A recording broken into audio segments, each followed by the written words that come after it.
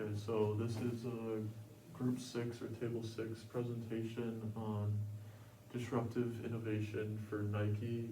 My name's Grant Alvado. I'm Stephanie Schick. And I'm Harris Capel. So we'll get into what our NAIC code is, which is 448210. Identification for the industry is shoe stores.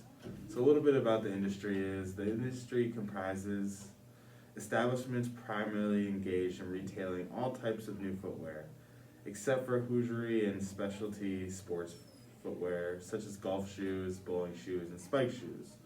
Establishments primarily engaged in retailing new tennis shoes or sneakers are included in this industry. Nike is one of the leading sportswear manufacturers in the world and is the key player within the footwear market in the United States.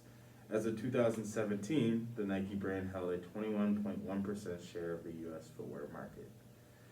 Why Nike is so successful is simply its noticing power. Nike is successful because they have their iconic catchphrase and celebrity endorsements.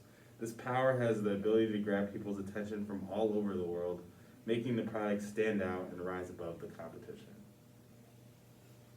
So, looking at an overview of the business model assessment, starting with heavily influenced business model culture, we have Vans as a high performer, Obey as a medium performer, and Walker Wear as a low performer. Looking at our 3I model, which mainly focuses on brand identity, image, and integrity, we have Lululemon as a high performer, Alo Yoga as a medium performer, and Outdoor Voices as a low performer.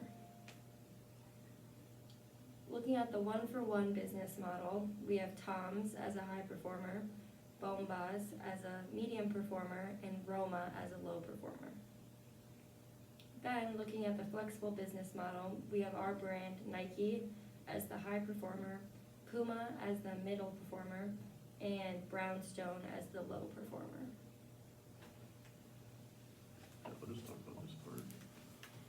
So to get in a little bit about their business model, Nike utilizes their key partnerships through manufacturing partners.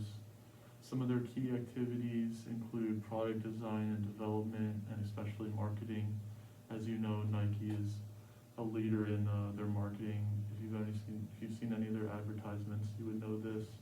One of their key resources is their brand, and so their brand includes anything from their iconic saying "Just Do It" or their Nike swoosh logo. This also falls into intellectual property. So their IP, a lot of why Nike is valuable is because of their brand.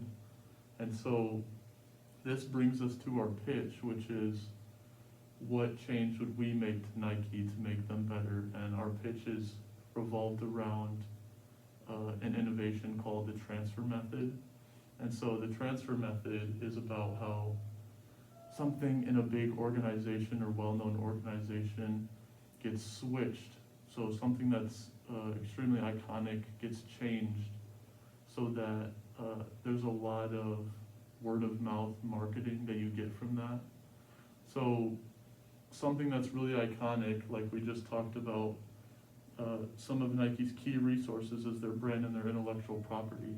So their Nike swoosh or their iconic name Nike or their iconic saying "Just Do It."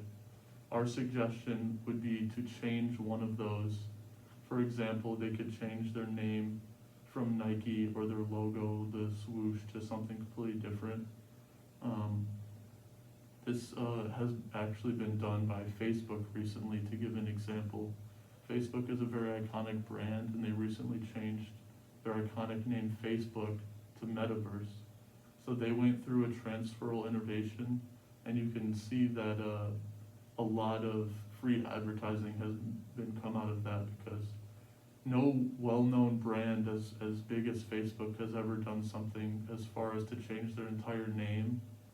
So something that Nike could do is change their name from Nike to just some other just random name that not random, but some other name that they decide to choose.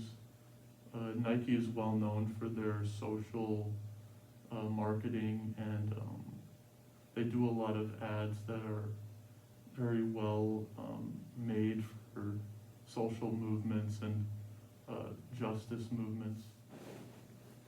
A suggestion that we have for a name change that Nike could make is that Nike could change their name from Nike to eudaimonia. Now, what does that mean? So Nike, if you didn't know, is ancient Greek for the word victory. So the word Nike is in a different language, and so we would say eudaimonia is also a word in ancient Greek. It just stands for happy. So this could work out in two different ways.